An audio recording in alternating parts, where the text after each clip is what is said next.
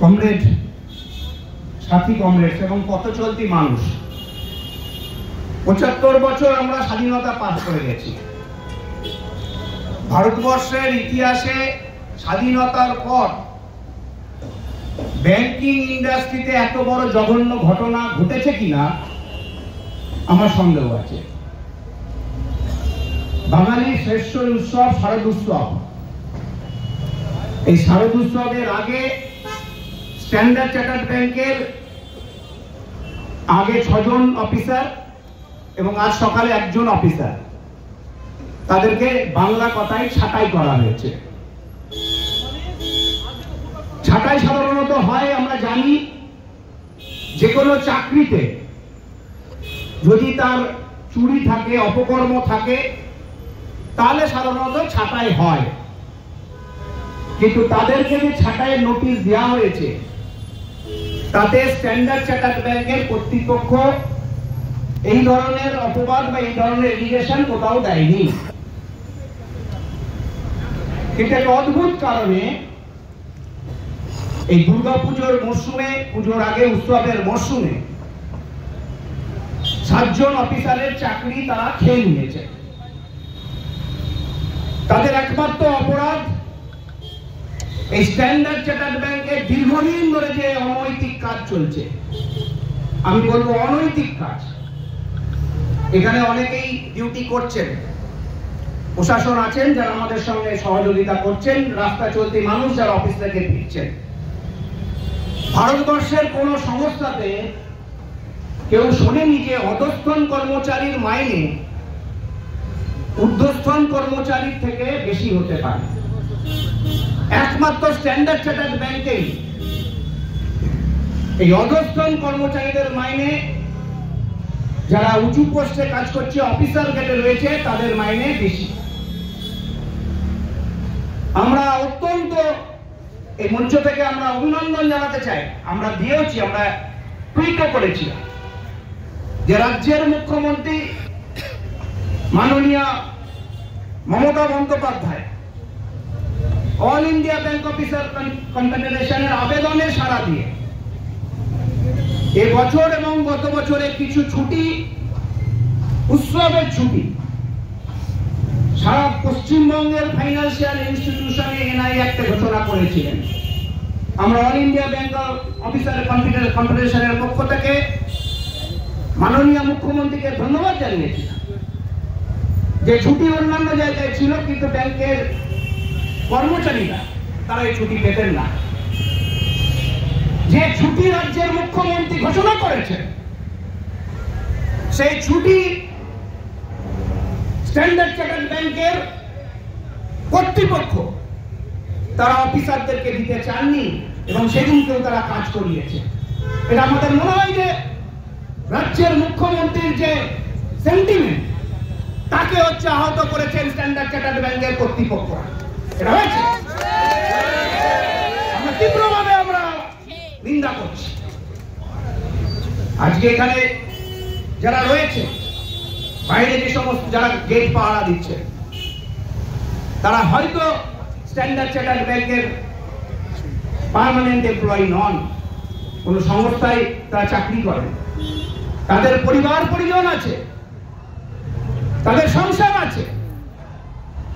সেই মানুষগুলো যদি আজকে সকালবেলায় অফিসে আসার পর দেখেন যে তার চাকরি নেই, এই উৎসবের মরশুম নয়, সারা বছরে কোন সময় যদি দেখেন যে তার চাকরি নেই, সে লোকটা চাকরি হারা হয়েছেন, পরিবার পরিজনের কাছে তিনি কিভাবে বাড়ি ফিরবেন? আমি শুনেছি এত নির্দয় মানুষ বলছিলেন যে স্বাধীনতার ৭৫ বছর হয়ে গেছে, একটা বিদেশি ব্যাংক, ফরেন ব্যাংক ভারতবর্ষের মাটিতে ব্যবসা করছে, ভারতবর্ষের মাটি থেকে পুঁজি তুলে নিয়ে, প্রফিট তুলে নিয়ে যাচ্ছেন, ভারতবর্ষের সংবিধানকে মান্যতা দিচ্ছেন না। আমি সকালবেলায় শুনছিলাম এখানে একজন মহিলার চাকরি গেছে, যে মহিলার কম্প্যাশনেট গ্রাউন্ডে চাকরি, অর্থাৎ তার পরিবারের কোনো একজন লোক, তার হয়তো হাজবেন্ড, তিনি চাকরি করতেন, কোনো একটা জায়গা থেকে ফিরছিলেন, একটা গাড়িতে 5 জন ছিলেন, 4 জন মারা যান, যিনি কর্মরত ছিলেন তিনিও মারা যান। তৎকালীন স্ট্যান্ডার্ড চার্টার্ড ব্যাংকের কর্তৃপক্ষ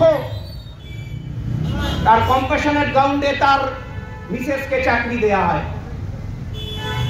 আজকে সেই মেয়েটিও, সেই অফিসারটিও কিন্তু আজকে চাকরি ওনারা খেয়ে নিয়েছিলেন। এতটা নির্লজ্জ, নির্দয় এই কর্তৃপক্ষ। আমরা বারবার করে বলছি যে এটা স্বাধীন ভারতবর্ষ, স্বাধীন ভারতবর্ষে আমরা পরাধীনতার হাত থেকে আমরা দেশকে ছিনিয়ে নিয়ে এসেছি, কিন্তু আজকে পরাধীনতার রন্ধে রন্ধে স্ট্যান্ডার্ড চার্টার্ড ব্যাংকে রয়েছে। যে মানুষগুলো স্বাধীনতার দিন সকালবেলায় স্ট্যান্ডার্ড চার্টার্ড ব্যাংকে ভারতবর্ষের পতাকা এই অঞ্চল থেকে, এই অফিস থেকে তুলছেন যে জয় হিন্দ, ভারতবর্ষের স্বাধীনতা সফল হোক বলে যিনি পতাকা তুলছেন, সেই হাত দিয়ে তিনি সই করছেন ভারতবর্ষের সংবিধানকে লঙ্ঘন করে। তিনি সেই হাত দিয়ে তিনি এই ছাঁটাইয়ের চিঠিতে তিনি সই করছেন। অত্যন্ত লজ্জার ব্যাপার। আপনার অধিকার নেই ভারতবর্ষের পতাকা হাত দেওয়ার। আগামী 15ই আগস্টের দিন, আগামী দিনে আপনি আপনার সংসারে কাউকে জবাব দিতে পারবেন না, আপনার পুত্রকে জবাব দিতে পারবেন না, আপনার কন্যাকে জবাব দিতে পারবেন না, আপনার পরিজনকে জবাব দিতে পারবেন না। যে হাত দিয়ে আপনি ভারতবর্ষের সংবিধানকে লঙ্ঘন করছেন, সেই হাতের আপনার নৈতিক অধিকার নেই ভারতবর্ষের পতাকা তোলার। আমরা এখান থেকে ঘোষণা করে দিয়ে যাচ্ছি। ইতিমধ্যে all India bank officer confederation, আমরা মাননীয় মুখ্যমন্ত্রীকে এখনো পর্যন্ত জানাইনি, আমরা গভর্নমেন্টের কিছু অফিসিয়ালকে এখনো জানিয়েছি, ওয়েস্ট বেঙ্গলের গভর্নমেন্টের অফিসিয়ালকে জানিয়েছি, আমরা এসএলবিসি কে জানিয়েছি।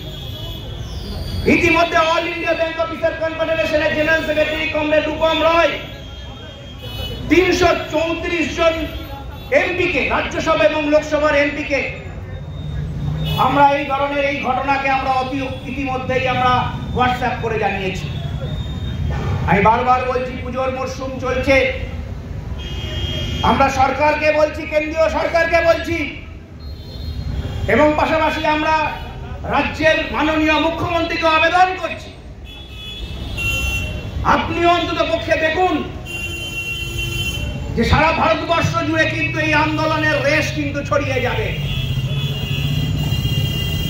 আগামী 10 বছর, গত 10 বছর ধরে এই কেন্দ্রীয় সরকারের জনবিরোধী নীতির বিরুদ্ধে যদি কোনো সংগঠন যদি দাঁড়িয়ে রাস্তায় নেমে আন্দোলন করে থাকে, ব্যাংকের দরজা যদি বন্ধ করে দিয়ে থাকে কেন্দ্রীয় সরকারের জনবিরোধী, সেটা কেবলমাত্র all India bank officer confederation. এবং আমরা ঘোষণা করছি, পুজোর পর সারা ভারতবর্ষ জুড়ে কিন্তু শুধুমাত্র স্ট্যান্ডার্ড চার্টার্ড ব্যাংকের এই চৌহদ্দির মধ্যে এই আন্দোলন কিন্তু সীমাবদ্ধ থাকবে না। আমরা ইতিমধ্যে এমপিদের কাছে গেছি, রাজ্যসভা লোকসভা, আমরা রাজ্যের যারা এমপি আছেন তাদের কাছেও যাব, যারা গেছেন এই রাজ্য থেকে, সরকারের পক্ষে যারা এমপি আছে, সরকারের বিরোধী এমপি, সবারই কাছে যাব। আমরা আবেদন করব যে স্ট্যান্ডার্ড চার্টার্ড ব্যাংকের কর্তৃপক্ষ তারা যেন এই বিষয়টা তারা ভাবনা চিন্তা করে, তারা যেন দৃঢ় পদক্ষেপ করে অন্তত পক্ষে সেটা যেন ফিরিয়ে নেন, লোকগুলোকে চাকরিতে বহাল করুন। আগামী দিনে এই আন্দোলন সারা ভারতবর্ষের ব্যাংকিং ইন্ডাস্ট্রিতে বিশাল বড় প্রভাব ফেলবে। আমরা আগামী দিনে ধর্মঘটের পথে যেতে পারি যদি এই সিদ্ধান্ত যদি পরিবর্তন না হয়।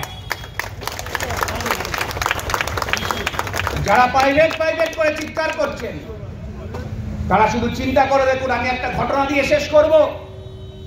আজকের এই সমাবেশের জন্য ইতিমধ্যেই আমি পারমিশন নিয়েছি প্রশাসনের কাছে, ধন্যবাদ, তারা আমাদের পারমিশন দিয়েছে। একজন কর্তৃপক্ষ তিনি আমাকে ফোন করেছেন, তিনি কিছুতেই বুঝতে পারছেন না যে ছাঁটাই হতে পারে ব্যাংকে। তাকে বোঝাতে আমরা সক্ষম, আমার অনেক টাইম লেগেছে। সেই কর্তৃপক্ষ, প্রশাসনের কর্তৃপক্ষ, তিনি বলছেন যে ব্যাংকে কি এভাবে ছাঁটাই হয়? এইটাই হচ্ছে প্রাইভেটাইজেশনের কুফল, এইটাই প্রাইভেটাইজেশনের খারাপ জায়গা। আপনি আমি সরকারি জায়গায় আছি, সেই কারণে এই জায়গায় হয়তো আমাদের সামনে আসছে না এই ধরনের আক্রমণ, কিন্তু যে ধরনের আক্রমণ এই প্রাইভেটাইজেশনে হচ্ছে, সেই প্রাইভেটাইজেশনের বিরুদ্ধেও কিন্তু all India bank officer confederation এই কারণে লড়াই আন্দোলন করছে। আমি শুধুমাত্র একটা কথা বলেই শেষ করি, যে স্ট্যান্ডার্ড চার্টার্ড ব্যাংকের যারা অফিসাররা রয়েছেন, তাদের এই আন্দোলন যারা দেখছেন ওপর থেকে, লুকিয়ে লুকিয়ে দেখছেন, তাদেরকে একটা বলতে বলি যে আপনার অধিকার, আপনার যে সমস্ত দাবি দাওয়া, তা পূরণ করতে পারে হচ্ছে all India bank officer confederation. এবং এই আন্দোলনে আপনি যে তলায় থাকুন না কেন, যে পজিশনে থাকুন না কেন, আপনি আগামী দিনের এই আন্দোলনে আমাদের সঙ্গে সামিল হবেন এই আশা রেখে, এবং যারা ছাঁটাই হয়েছে তাদেরকে আশ্বস্ত করছি আপনারা একলা নন, আমরা আপনার সঙ্গে আছি। ইনকলাব জিন্দাবাদ, all India bank officer confederation Paschimbanga রাজ্য কমিটি জিন্দাবাদ।